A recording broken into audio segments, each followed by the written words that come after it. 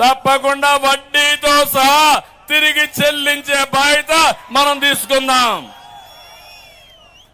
కానీ మీ పట్టుదల చూశాను, మీ అభిమానం చూశాను. జైలుకు పోయినా బయట వస్తానే జెండా పట్టుకోవడం వదిలిపెట్టలేదు. మిమ్మల్ని చూస్తే నాకు అనిపిస్తుంది మీ కమిట్మెంట్ కి మనస్ఫూర్తిగా నా సెల్యూట్.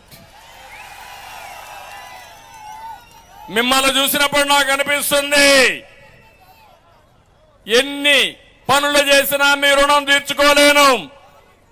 నేను ఒక విషయం చెప్తున్నాను, ఇక్కడికి వచ్చినప్పుడు మీరందరూ ఒక పని చేశారు. కుప్పం నియోజకవర్గంలో మీరే ఆలోచించి, నేను ఎప్పుడు అడగలేదు మిమ్మల్ని, కుప్పం నియోజకవర్గంలో ప్రజలందరూ కలిసి 1,00,000 ఓట్ల మెజారిటీ లక్ష్యంగా పెట్టుకున్నారు.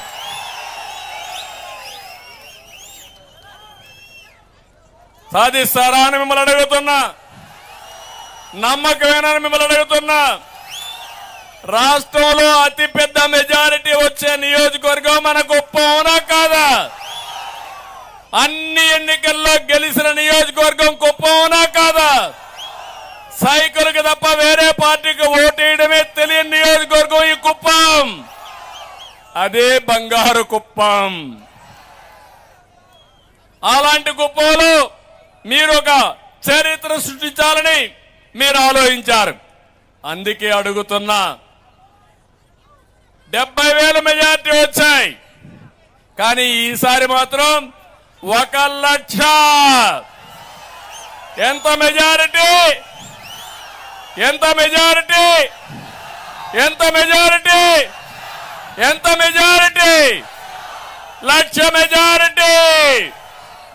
నమ్మకమేనా అని మిమ్మల్ని అడుగుతున్నా. నమ్మకమైతే గట్టిగా చెప్పండి, 1,00,000 మెజారిటీ గెలిపిస్తామని. ఇప్పటికే రుణపడున్నా, 7 సార్లు గెలిపించిన మీకు ఇప్పుడు చెప్తున్నా, 40 ఏళ్లలో ఏం చేశారో 35 ఏళ్లలో 5 సంవత్సరాల్లో చేసి మీ రుణం తీర్చుకుంటానని మరొక్కసారి మీ అందరికీ తెలియజేస్తున్నా.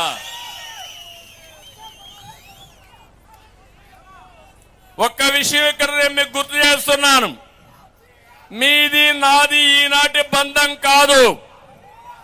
35 ఏళ్లుగా మీరు నన్ను ఆదరిస్తున్నారు, మీ కుటుంబ సభ్యుడిగా నన్ను చూశారు.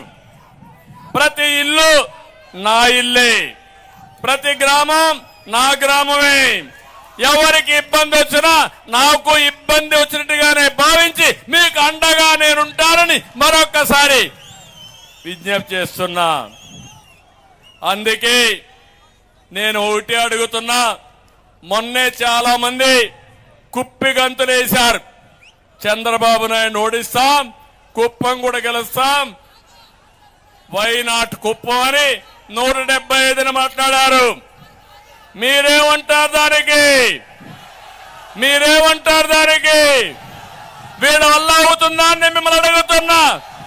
కాదు అంటే గట్టిగా చప్పట్లు కూడా చెప్పండి, ఇది మీకు సాధ్యం కాదని.